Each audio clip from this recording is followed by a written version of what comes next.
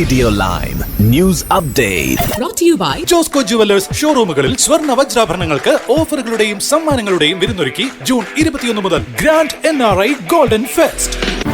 നമസ്കാരം, Lime news അപ്ഡേറ്റിലേക്ക് സ്വാഗതം. വാർത്തകളുമായി അരുൺ.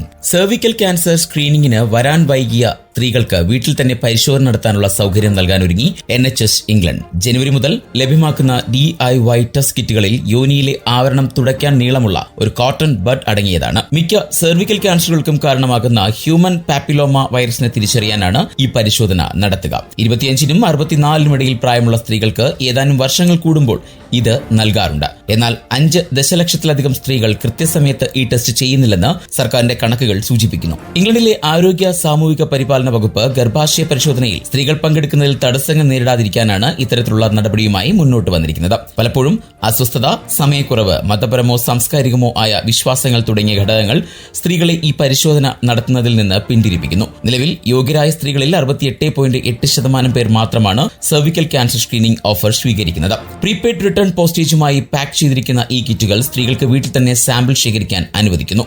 HPV കണ്ടെത്തിയാൽ ക്യാൻസറിനെ സൂചിപ്പിക്കുന്ന ഏതെങ്കിലും കോശമാറ്റങ്ങൾ ഉണ്ടോ എന്ന് പരിശോധിക്കുന്നതിനായി ഇത്തരക്കാരെ കൂടുതൽ പരിശോധനകൾക്കായി റഫർ ചെയ്യും. അടുത്തിടെ നടത്തിയ ഒരു പരീക്ഷണത്തിൽ 3 വർഷത്തിനുള്ളിൽ ഹോം കിറ്റുകൾ ഉപയോഗിക്കുന്നത് സ്ക്രീനിംഗ് സ്വീകാര്യത 77% ഉയർത്തുമെന്ന് കണ്ടെത്തി. അതിജീവന നിരക്ക് മെച്ചപ്പെടുത്തുന്നതിൽ നേരത്തെയുള്ള രോഗനിർണയത്തിന്റെ പ്രാധാന്യം ആരോഗ്യ സെക്രട്ടറി വെസ്റ്റ് സ്ട്രീറ്റിംഗ് എടുത്തുകാട്ടി. വീട്ടിൽ തന്നെ പരിശോധന നടത്തുന്നത് സെർവിക്കൽ ക്യാൻസറിന്റെ നിരക്ക് കുറയ്ക്കുന്നതിൽ പ്രധാന പങ്ക് വഹിക്കുമെന്ന് ക്യാൻസർ റിസർച്ച് UK അഭിപ്രായപ്പെടുന്നു. ലോകത്തിന്റെ വിവിധ ഭാഗങ്ങളിൽ അടുത്ത കാലത്തായി വർദ്ധിച്ചുവരുന്ന ക്രൈസ്തവ പീഡനങ്ങളുടെ ഏറ്റവും ഒടുവിലത്തെ ഉദാഹരണമാണ് സിറിയൻ തലസ്ഥാനമായ ഡമാസ്കസിലെ ഹമാ ഗ്രാമത്തിലെ ഗ്രീക്ക് ഓർത്തഡോക്സ് പള്ളിയിൽ വിശുദ്ധ കുർബാന മധ്യേ ഇസ്ലാമിക് സ്റ്റേറ്റ് നടത്തിയ ചാവേർ ആക്രമണമെന്ന് KCBC. 30 പേർ മരിക്കുകയും സ്ത്രീകളും കുട്ടികളും അടക്കം 60-ലേറെ പേർക്ക് മാരകമായി പരിക്കേൽക്കുകയും ചെയ്ത സംഭവം മനുഷ്യ മനസാക്ഷിയെ ഞെട്ടിക്കുന്നതാണ്. പശ്ചിമേഷ്യയിലും നൈജീരിയ, സുഡാൻ, ബുർക്കിന ഫാസോ തുടങ്ങിയ ആഫ്രിക്കൻ രാജ്യങ്ങളിലും നിർബാധം തുടർന്നുകൊണ്ടിരിക്കുന്ന ക്രൈസ്തവ കൂട്ടക്കുരുതിയെ KCBC ശക്തമായി അപലപിക്കുന്നു. മത തീവ്രവാദികൾ നടത്തുന്ന മനുഷ്യത്വരഹിതവും ഹീനവുമായ ഇത്തരം പ്രവൃത്തികളെ നിയന്ത്രിക്കുവാൻ ലോകരാഷ്ട്രങ്ങൾ ഒറ്റക്കെട്ടായി മുന്നോട്ട് വരണമെന്ന് അഭ്യർത്ഥിക്കുന്നു. 2019 ലോകത്തെ നടുക്കിയ ശ്രീലങ്കയിലെ ഈസ്റ്റർ ബോംബ് സ്ഫോടനത്തിന്റെ മാതൃകയിൽ ഇസ്ലാമിക് സ്റ്റേറ്റ് ഭീകര സംഘടന ഡമാസ്കസിലെ ക്രൈസ്തവ ദേവാലയത്തിലും ചാവേർ ബോംബ് ആക്രമണം നടത്തിയിരിക്കുകയാണ്. റിപ്പോർട്ടുകൾ പ്രകാരം സ്ത്രീകളും കുട്ടികളും ഉൾപ്പെടെ 20-ൽ പരം പേർ ആക്രമണത്തിൽ കൊല്ലപ്പെടുകയും ഒട്ടേറെ പേർക്ക് ഗുരുതരമായി പരിക്കേൽക്കുകയും ചെയ്തു. ഭീകരാക്രമണത്തിൽ കൊല്ലപ്പെട്ട നിരപരാധികളുടെ ആത്മശാന്തിക്കു വേണ്ടിയും പരിക്കേറ്റവർക്ക് വേണ്ടിയും പ്രാർത്ഥിക്കുന്നു.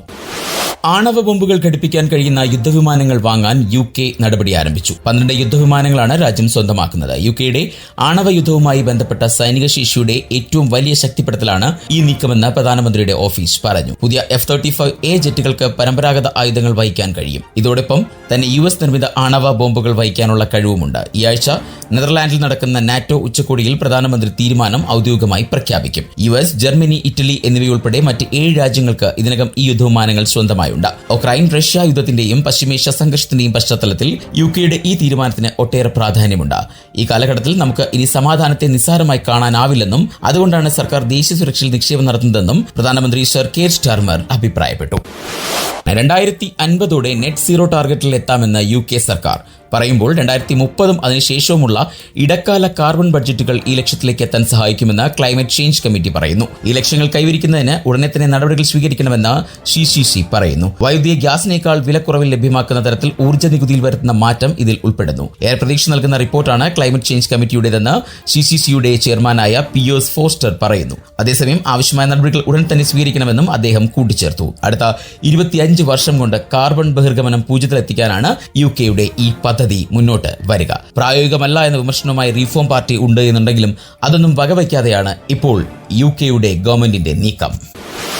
ഇനി നാട്ടിലെ വാർത്തകൾ. അഹമ്മദാബാദ് വിമാനാപകടത്തിൽ മരിച്ച നഴ്സ് രഞ്ജിതയ്ക്ക് കണ്ണീരോടെ വിട നൽകി ജന്മനാട്. പൂർത്തിയാകാത്ത തന്റെ സ്വപ്നഭവനത്തിന് സമീപമായിരുന്നു രഞ്ജിതയ്ക്ക് അന്ത്യവിശ്രമം ഒരുക്കിയത്. ചിതയ്ക്ക് മകൻ ഇന്ദുചൂടൻ, സഹോദരങ്ങളുടെ പുത്രന്മാരായ കാശിനാഥ്, ശ്രീറാം എന്നിവർ ചേർന്ന് അഗ്നി പകർന്നു. ആയിരക്കണക്കിന് പേരാണ് രഞ്ജിതയ്ക്ക് അന്ത്യാഞ്ജലി അർപ്പിക്കാനെത്തിയത്. ചൊവ്വാഴ്ച രാവിലെ തിരുവനന്തപുരം വിമാനത്താവളത്തിലെത്തിച്ച മൃതദേഹം സംസ്ഥാന സർക്കാരിന് വേണ്ടി മന്ത്രിമാരായ V ശിവൻകുട്ടി, GR അനിൽ എന്നിവർ ഏറ്റുവാങ്ങി ആദരമർപ്പിച്ചു. CPM general secretary MA baby, സംസ്ഥാന സെക്രട്ടറി MV ഗോവിന്ദൻ, മുൻ മന്ത്രി തിരുവഞ്ചൂർ രാധാകൃഷ്ണൻ തുടങ്ങിയവരും വിമാനത്താവളത്തിൽ അന്തിമോപചാരം അർപ്പിച്ചു. നോർക്കയ്ക്ക് വേണ്ടി project manager RM Firoz Shah പുഷ്പചക്രം സമർപ്പിച്ചു. തുടർന്ന് സ്വദേശമായ പുല്ലാട്ടിലേക്ക് മൃതദേഹം എത്തിച്ചു. സഹോദരൻ സഹോദരൻ രതീഷ് ജി നായരും അമ്മാവൻ ഉണ്ണികൃഷ്ണനും ഭൗതിക ശരീരത്തിനൊപ്പം എത്തിയിരുന്നു. മൃതദേഹം പുല്ലാട് വിവേകാനന്ദ ഹൈസ്കൂൾ പൊതുദർശനത്തിന് വച്ച ശേഷം ഉച്ചയ്ക്ക് 1:30 കുടുംബ വീട്ടിലെത്തിച്ചു. രണ്ടിടത്തും അന്തിമോപചാരം അർപ്പിക്കുന്നതിനായി സാമൂഹിക, രാഷ്ട്രീയ, സാംസ്കാരിക മേഖലകളിലെ പ്രമുഖരും സാധാരണക്കാരുമടക്കം നൂറുകണക്കിന് ആളുകളാണ് എത്തിച്ചേർന്നത്. ജൂലൈ 9 സംയുക്ത തൊഴിലാളി സംഘടനകളുടെ പണിമുടക്കിന് പിന്തുണ പ്രഖ്യാപിച്ച ഇടത് സംഘടനകൾ. കേന്ദ്ര തൊഴിലാളി വിരുദ്ധ നയങ്ങൾക്കെതിരെയാണ് പണിമുടക്ക്. ലേബർ കോഡ് പിൻവലിക്കുക, അടിസ്ഥാനാവകാശങ്ങൾ നടപ്പിലാക്കുക തുടങ്ങി വിവിധ ആവശ്യങ്ങളും പണിമുടക്കിൽ ഉന്നയിക്കും. മെയ് 20 കേന്ദ്ര സർക്കാരിന്റെ തൊഴിലാളി വിരുദ്ധ നയങ്ങൾ പ്രതിഷേധിച്ച സംയുക്ത ട്രേഡ് യൂണിയന്റെ നേതൃത്വത്തിൽ പണിമുടക്ക് നടത്താൻ നിശ്ചയിച്ചിരുന്നത്. പഹൽഗാം ഭീകരാക്രമണത്തിന് ശേഷം രാജ്യത്തുടനീളമുള്ള സാഹചര്യം കണക്കിലെടുത്താണ് പണിമുടക്ക് ജൂലൈ 9 മാറ്റിയത്. ദില്ലിയിൽ ചേർന്ന സംയുക്ത തൊഴിലാളി സംഘടനകളുടെ കൺവെൻഷനിലാണ് പണിമുടക്കിന് ആഹ്വാനം ചെയ്തത്. കേന്ദ്ര സർക്കാരിന്റെ കാർഷിക കരട് നയം, മഹാത്മാഗാന്ധി തൊഴിലുറപ്പ് പദ്ധതി, പൊതുവിദ്യാഭ്യാസം, വിവിധ ക്ഷേമ പദ്ധതികൾ എന്നിവയ്ക്കെതിരെയുള്ള കേന്ദ്രത്തിന്റെ അവഗണനയെയും കൺവെൻഷൻ ശക്തമായി എതിർത്തു. ഇനി സ്പോർട്സ് വാർത്തകൾ. ആദ്യ ടെസ്റ്റിൽ അപ്രതീക്ഷിത വിജയവുമായി ഇംഗ്ലണ്ട്. ഇന്ത്യയെ തോൽപ്പിച്ചത് 371 റൺസ് ചേസ് ചെയ്ത്. വിജയമൊരുക്കിയത് Ben Duckett, Zak Crawley, Joe Root, Ben Stokes, Jamie Smith എന്നിവർ ചേർന്ന് 5 മത്സര പരമ്പരയിൽ ഇംഗ്ലണ്ട് മുന്നിൽ. രണ്ടാം ടെസ്റ്റ് ജൂലൈ 2 മുതൽ ബർമിംഗ്ഹാമിൽ നടക്കും. ഇന്ത്യക്കെതിരായ ആദ്യ ക്രിക്കറ്റ് ടെസ്റ്റിന്റെ അവസാന ദിവസം അസാധ്യമായ പോരാട്ട വീര്യം കാട്ടിയ ഇംഗ്ലണ്ടിന് 5 വിക്കറ്റിന്റെ അപ്രതീക്ഷിത വിജയമായിരുന്നു. 371 റൺസ് ലക്ഷ്യവുമായി 21-0 എന്ന സ്കോറിൽ ഇന്നലെ ഇന്നിംഗ്സ് തുടരാനെത്തിയ ഇംഗ്ലണ്ട് 5 വിക്കറ്റുകൾ മാത്രം നഷ്ടമാക്കിയാണ് ലക്ഷ്യത്തിൽ എത്തിച്ചേർന്നത്. ചൊവ്വാഴ്ച ഷാർലറ്റിൽ നടന്ന നിർണായക ഫിഫ ക്ലബ് ലോകകപ്പ് മത്സരത്തിൽ ബെൻഫിക്ക ബയേൺ മ്യൂണിക്കിനെ 1-0 പരാജയപ്പെടുത്തി. മത്സരത്തിന്റെ 13-ാം മിനിറ്റിൽ ആൻഡ്രിയാസ് ഷെൽഡറൂപ്പ് നേടിയ ഏക ഗോളും ഗോൾകീപ്പർ അനറ്റോലി ട്രൂബിൻ നടത്തിയ 4 തകർപ്പൻ സേവുകളുമാണ് ബെൻഫിക്കയ്ക്ക് വിജയം സമ്മാനിച്ചത്. ബയോണിനെതിരായ ബെൻഫിക്കയുടെ ആദ്യത്തെ മത്സര വിജയമാണിത് എന്നതും ഓർക്കപ്പെടണം. ഈ വിജയത്തോടെ 7 പോയിന്റുമായി ഗ്രൂപ്പ് സിയിൽ ഒന്നാമതെത്തിയ അവർ റൗണ്ട് ഓഫ് 16 മുന്നേറി. 116.69 ഇന്ത്യൻ രൂപയാണ് ഇന്നത്തെ പൗണ്ട് വിനിമയ നിരക്ക്. ഇതോടെ ഇന്നത്തെ വാർത്താ ബുള്ളറ്റിൻ പൂർണ്ണമാകുന്നു. അടുത്ത ബുള്ളറ്റിനുമായി വരും മണിക്കൂറുകളിൽ കേട്ടുമുട്ടാം. നന്ദി, നമസ്കാരം.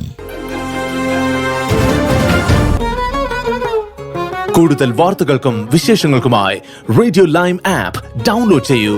പ്ലേ സ്റ്റോറിൽ നിന്നും ആപ്പ് സ്റ്റോറിൽ നിന്നും. Radio Lime.